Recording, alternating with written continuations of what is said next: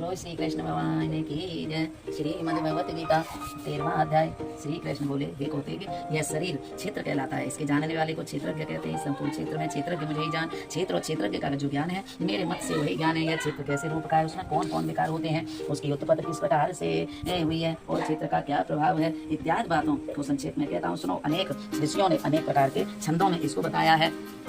वेदों ने भी पृथक पृथक वर्णन किया है और हित वाली माँ ब्रह्मा सूत्र में पदों में भी यह ज्ञान निश्चय किया गया है। पंच महाभूत अहंकार, बुद्धि, अव्यक्त प्रकृति, दसों इंद्रियां, मन और पांचों इंद्रियों के विषय तथा इच्छा, दृश्य, सुख दुख, संघात, चेतना, ग्रत तथा इनके समूह संक्षेप में क्षेत्र और क्षेत्र जिले यही विकार हैं। मान और पाखंड से रहित अहिंसा, सहनशीलता, सरलता, गुरु की सेवा, पवित्रता, अपने मन को संयम, इंद्रियों के विषय में विरक्त, अहिंकार रहित और जन्म, मृत्यु, बुढ़ापा, रोग, दुख्यांत दोषों को देखना, पुत्र, स्त्री, ग्रह इत्यादि में आसक्ति न करना और इनमें अपने को सुखी दुखी न मानना और इष्ट अनिष्ट की प्राप्ति में हर्ष विषाद रहित रहना, अनन्य भाव से मेरी भक्ति करना, एकांत में रहना, जन समूह में रहने से विराग सदा स्मरण रहना कि मैं परम परमात्मा का अंश हूँ।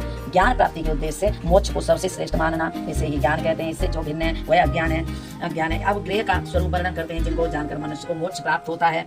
यद वह यह याद रहित बड़ों से बड़ा अगतनीय होने से सद ही कहा जाता है और न असत ही कहा जाता है। और सब और उसके हाथ और चरण हैं, सब और नेत्र, सिर और मुख हैं, सब और कान और वही जगत में सबको घेरे हुए स्थिति है। वह सब इंद्रियों के गुणों का प्रकाश पर उनके कोई इंद्री नहीं है, जिसको किसी से आसक्ति नहीं है, पर जो सबको होने पर भी किसी से मिलता नहीं, उसी भांत देह में सर्वत्र व्याप्त यह आत्मा भी इसमें लिप्त नहीं होते। हे अर्जुन, जैसे एक ही सूर्य सारे लोगों को प्रकाशमान करता है, वैसे ही क्षेम समस्त क्षेम को प्रकाशित करता है। जो लोग ज्ञान दृष्टि से क्षेत्रज्ञ का भेद तथा भूतों की प्रकृति देकर मोक्ष का उपाय जान लेते हैं, वे परम धाम को पा लेते हैं। बोलो श्री कृष्ण भगवान की जय। इत श्रीमद् भगवत गीता सोपनिषद सो ब्रह्मा विद्या योग शास्त्री श्री कृष्ण अर्जुन संवादे क्षेत्र क्षेत्रज्ञ विभाग योनो नाम 13वां अध्याय। बोलो श्री कृष्ण भगवान की जय। 13वें अध्याय का महत्तम। श्री नारायण जी बोले, हे लक्ष्मी, अब 13वें अध्याय का महत्तम सुनो। दक्षिण देश में हरि नामक नगर था, वहाँ एक व्यभिचारी स्त्री रहती थी।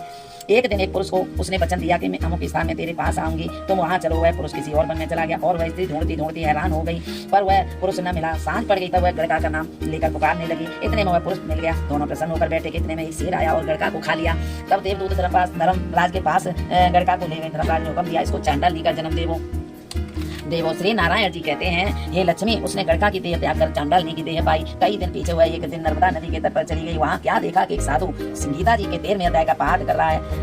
उसने सुन लिया। जब अध्याय पढ़ के भोग पाया तो तुरंत चांडालनी के प्राण छूट गए। देह राई पाई, आकाश से विमान आए जिस पर बैठकर वैकुंठ चली गई। तब श्री नारायण जी ने कहा, हे लक्ष्मी, यह 13वें अध्याय का महत्तम है। जो प्रीत के साथ पढ़ते हैं उनका फल कहा नहीं जाता। अनजाने से पढ़े तो परम धाम को प्राप्त होते हैं।